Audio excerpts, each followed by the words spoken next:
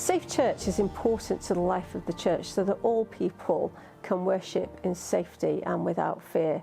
It's expected that our churches will be safe places to enable people to flourish into all that God created them to be. So it's important that we put the right safeguarding procedures, policies and practices in place to enable that safety to happen. Central to the mission of the church should be its commitment and ability to protect children and other vulnerable people within it. Tragically, there have been failures in many parts of the world in protecting children and vulnerable adults. Publicity about cases, high-profile cases from around the world have drawn attention to the fact that this is an issue that's of concern or should be of concern to the church, and also perhaps unlocked some closed doors in terms of the ability to discuss this issue more widely. The first awareness came around abuse of children, when we learned that children were abused in residential schools, children had been abused in choirs, and across the country, these phenomena all seem to emerge at about the same time. In recent years, the Church of England has discovered many cases of abuse of adults and of children. Abuse that has been sexual or psychological, emotional, physical or spiritual. The Anglican Church of Australia has been confronted with the failures of its systems to protect children in particular through a Royal Commission that took place between 2013 and 2017. There were several public hearings in which failures of particular dioceses and organisations were highlighted and findings to that effect made by the Royal Commission. In recent years, safeguarding has become sort of the normal context almost everywhere. So it's routine now that there be screening for people who are working with children or who will be working with vulnerable people. We do it in our schools, we do it everywhere the public goes, and the churches are no different. Safe church is important to the life of the church because the church is perceived as the source of all what is good. It is in itself a space that came about as a result of various forms of injustice, forms of unfairness, and indeed of disorder. But a disorder which through sacrifice became a space in which all people ought to find safety. God intended churches to be a safe place, a safe haven for everyone, especially for the children. Jesus himself invited the children to come over. So if we as church leaders do not safeguard that place, do not safeguard these people, then we are not doing God's will. Abuse can take many forms. Sometimes it will be physical or even sexual. On other occasions it will be emotional, with harassment or bullying. There could be financial abuse, and with church workers there can be spiritual abuse, where people may use appeals to God or the Bible to threaten and control people. The perpetrator might also manipulate or groom the victim into believing that they have a special kind of relationship by paying them special attention, by telling them that they are special or different, by buying gifts, by seeming particularly helpful to them or to their families, in order to gain trust and then to gradually isolate the person. There's also a process of getting the person more and more comfortable with increasing levels of physical contact, so that by the time the sexual offence is committed, there is the sense that the person is already complicit, already in the relationship, and that guilt and shame is then used against them. At the heart of abuse is that desire to control a person, to coerce a person, to have power over them, to get them to do what you want them to do. And it's the opposite of the love and freedom that Christ brings. The harm done, both for the primary and secondary victims, is far-reaching and is deeply entwined in people's lives, because this harm will cause them to lose their trust in the church, lose their trust in church leaders, and sometimes even have spiritual problems and even lose their trust in God. The impact can be years long of doubting oneself, having inability to trust other people, inability to form close relationships in many aspects of their lives. For some people, it leads to depression, anxiety, drug and alcohol abuse. And it has, as we know, led to people taking their own lives because of the pain of being victimized and not being able to tell or be heard about that. In addition to the people who are the primary victims, the direct victims, there are secondary victims of abuse in church. Those secondary victims are all the people who are in the communities, the congregations, the faith communities where the abuse happens. Just as we in a faith community rejoice with each other when there's joy and feel each other's sorrows, we feel the sorrow and pain when one of its members is victimized.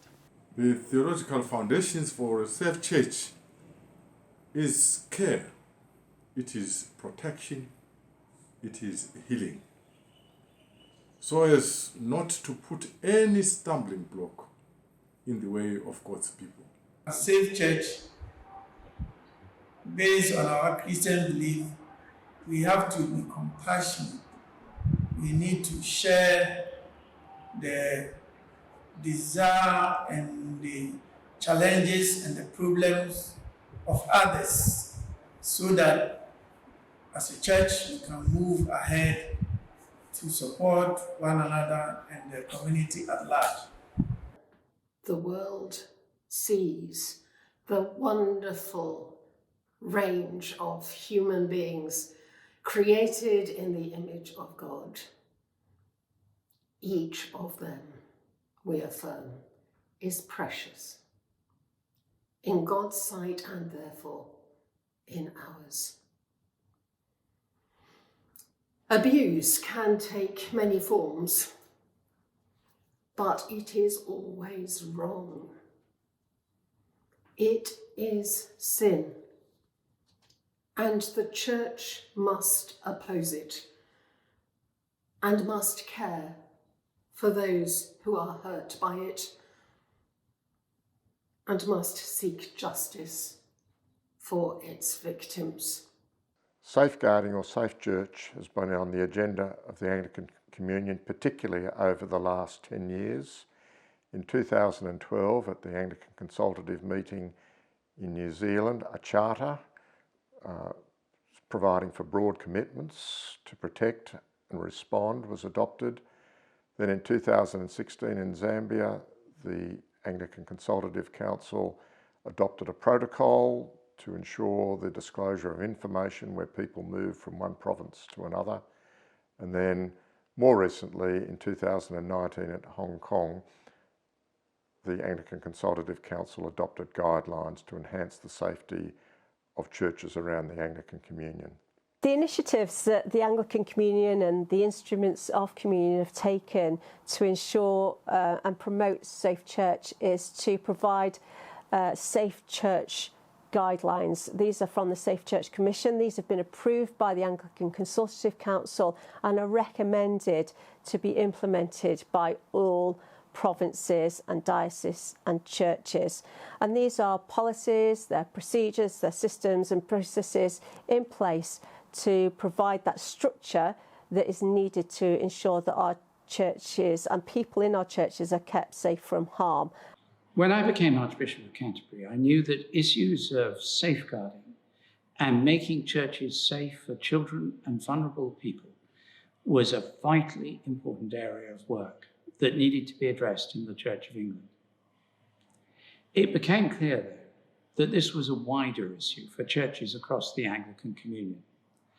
And since its establishment in 2016, the work of the Anglican Communion Safe Church Commission has been so important in addressing this matter.